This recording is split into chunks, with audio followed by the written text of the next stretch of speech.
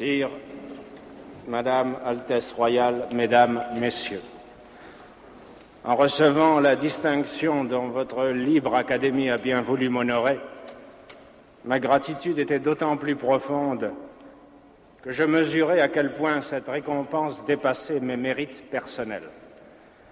Tout homme et, à plus forte raison, tout artiste désire être reconnu. Je le désire aussi. Mais il ne m'a pas été possible d'apprendre votre décision sans comparer son retentissement à ce que je suis réellement. Comment un homme presque jeune, riche de ses seuls doutes et d'une œuvre encore en chantier, habitué à vivre dans la solitude du travail ou dans les retraites de l'amitié, n'aurait-il pas appris avec une sorte de panique un arrêt qui le portait d'un coup seul et réduit à lui-même au centre d'une lumière crue? De quel cœur aussi pouvait-il recevoir cet honneur à l'heure où en Europe d'autres écrivains, et parmi les plus grands, sont réduits au silence, et dans le temps même où sa terre natale connaît un malheur incessant? J'ai connu ce désarroi et ce trouble intérieur. Pour retrouver la paix, il m'a fallu en somme me mettre en règle avec un sort trop généreux. Et puisque je ne pouvais m'égaler à lui en m'appuyant sur mes seuls mérites, je n'ai rien trouvé d'autre pour m'aider que ce qui m'a soutenu tout au long de ma vie et dans les circonstances les plus contraires, je veux dire l'idée que je me fais de mon art et du rôle de l'écrivain. Permettez seulement que dans un sentiment de reconnaissance et d'amitié, je vous dise aussi simplement que je le pourrais, quelle est cette idée. Je ne puis vivre personnellement sans mon art, mais je n'ai jamais placé cet art au-dessus de tout. S'il m'est nécessaire, au contraire, c'est qu'il ne se sépare de personne et me permet de vivre tel que je suis au niveau de tous. L'art n'est pas à mes yeux une réjouissance solitaire. Il est un moyen d'émouvoir le plus grand nombre d'hommes en leur offrant une image privilégiée des souffrances et des joies communes. Il oblige donc l'artiste à ne pas se séparer. Il le soumet à la vérité la plus humble et la plus universelle. Et celui qui souvent a choisi son destin d'artiste parce qu'il se sentait différent, apprend bien vite qu'il ne nourrira son art et sa différence qu'en avouant sa ressemblance avec tous. L'artiste se forge dans cet aller-retour perpétuel de lui aux autres, à mi-chemin de la beauté dont il ne peut se passer et de la communauté à laquelle il ne peut s'arracher. C'est pourquoi les vrais artistes ne méprisent rien. Ils s'obligent à comprendre au lieu de juger. Et s'ils ont un parti à prendre en ce monde, ce ne peut être que celui d'une société où, selon le grand mot de Nietzsche, ne régnera plus le juge, mais le créateur, qu'il soit travailleur ou intellectuel. Le rôle de l'écrivain, du même coup, ne se sépare pas de devoirs difficiles. Par définition, il ne peut se mettre aujourd'hui au service de ceux qui font l'histoire. Il est au service de ceux qui la subissent. Ou sinon, le voici seul et privé de son art. Toutes les armées de la tyrannie, avec leurs millions d'hommes, ne l'enlèveront pas à la solitude, même et surtout s'ils consentent à prendre leur pas. Mais le silence d'un prisonnier inconnu, abandonné aux humiliations à l'autre bout du monde, suffit à retirer l'écrivain de l'exil, chaque fois du moins qu'il parvient, au milieu des privilèges de la liberté, à ne pas oublier ce silence et à le relayer pour le faire retentir par les moyens de l'art. Aucun de nous n'est assez grand pour une pareille vocation.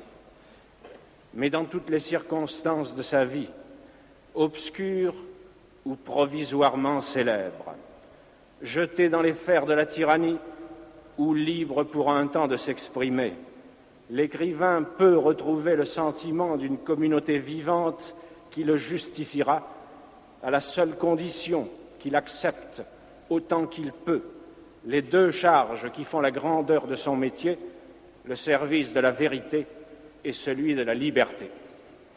Puisque sa vocation est de réunir le plus grand nombre d'hommes possible, elle ne peut s'accommoder du mensonge et de la servitude qui, là où ils règnent, font proliférer les solitudes. Quelles que soient nos infirmités personnelles, la noblesse de notre métier s'enracinera toujours dans deux engagements difficiles à maintenir, le refus de mentir sur ce que l'on sait et la résistance à l'oppression. Pendant plus de 20 ans d'une histoire démentielle, perdue sans secours, comme tous les hommes de mon âge dans les convulsions du temps, j'ai été soutenu ainsi par le sentiment obscur qu'écrire était aujourd'hui un honneur, parce que cet acte obligeait et obligeait à ne pas écrire seulement. Il m'obligeait particulièrement à porter, tel que j'étais et selon mes forces, avec tous ceux qui vivaient la même histoire, le malheur et l'espérance que nous partagions.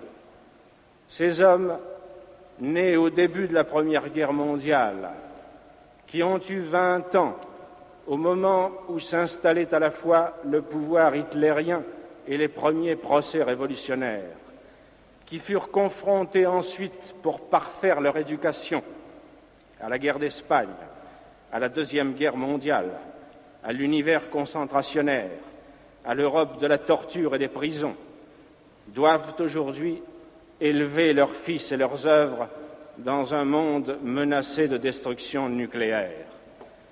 Personne, je suppose, ne peut leur demander d'être optimistes. Et je suis même d'avis que nous devons comprendre, sans cesser de lutter contre eux, l'erreur de ceux qui, par une surenchère de désespoir, ont revendiqué le droit au déshonneur et se sont rués dans les nihilismes de l'époque. Mais il reste que la plupart d'entre nous, dans mon pays et en Europe, ont refusé ce nihilisme et se sont mis à la recherche d'une légitimité. Il leur a fallu se forger un art de vivre par tant de catastrophes pour naître une seconde fois et lutter ensuite à visage découvert contre l'instinct de mort à l'œuvre dans notre histoire. Chaque génération, sans doute, se croit vouée à refaire le monde. La mienne sait pourtant qu'elle ne le refera pas. Mais sa tâche est peut-être plus grande. Elle consiste à empêcher que le monde se défasse. Héritière d'une histoire corrompue, où se mêlent les révolutions déchues, les techniques devenues folles, les dieux morts et les idéologies exténuées, où de médiocres pouvoirs peuvent aujourd'hui tout détruire, mais ne savent plus convaincre, où l'intelligence s'est abaissée jusqu'à se faire la servante de la haine et de l'oppression, cette génération a dû en elle-même et autour d'elle restaurer, à partir de ses seules négations, un peu de ce qui fait la dignité de vivre et de mourir.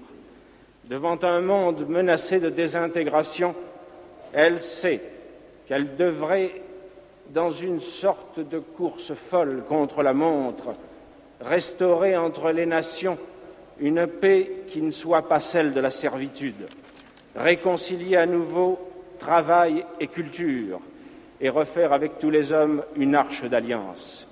Il n'est pas sûr qu'elle puisse jamais accomplir cette tâche immense, mais il est sûr que partout dans le monde, elle tient déjà son double pari de vérité et de liberté et, à l'occasion, sait mourir sans haine pour lui.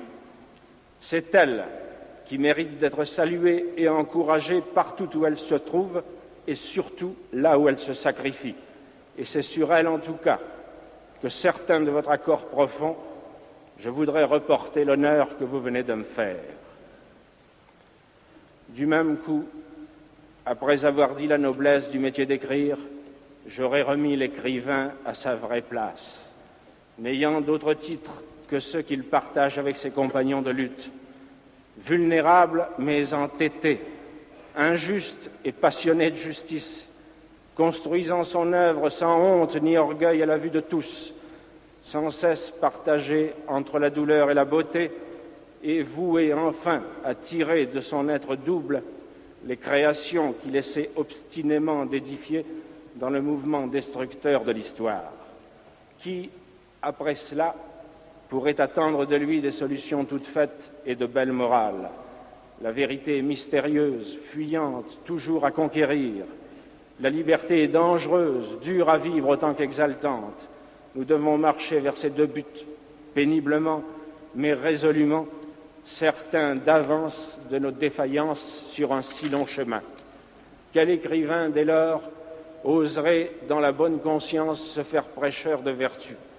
Quant à moi, il me faut dire que je ne suis rien de tout cela. Je n'ai jamais pu renoncer à la lumière, au bonheur d'être, à la vie libre où j'ai grandi. Mais bien que cette nostalgie explique beaucoup de mes erreurs et de mes fautes, elle m'a aidé sans doute à mieux comprendre mon métier. Elle m'aide encore à me tenir aveuglément auprès de tous ces hommes silencieux qui ne supportent dans le monde la vie qui leur est faite que par le souvenir et le retour de bref et libre bonheur. Ramené ainsi à ce que je suis réellement, à mes limites, à mes dettes comme à ma foi difficile, je me sens plus libre de vous montrer pour finir l'étendue et la générosité de la distinction que vous venez de m'accorder. Plus libre de vous dire aussi que je voudrais la recevoir avec votre permission comme un hommage rendu à tous ceux qui, partageant le même combat, n'en ont reçu aucun privilège, mais ont connu au contraire malheur et persécution. Il me restera alors à vous en remercier du fond du cœur et à vous faire publiquement, en témoignage personnel de gratitude, la même et ancienne promesse de fidélité que chaque artiste vrai, chaque jour, se fait à lui-même dans le silence.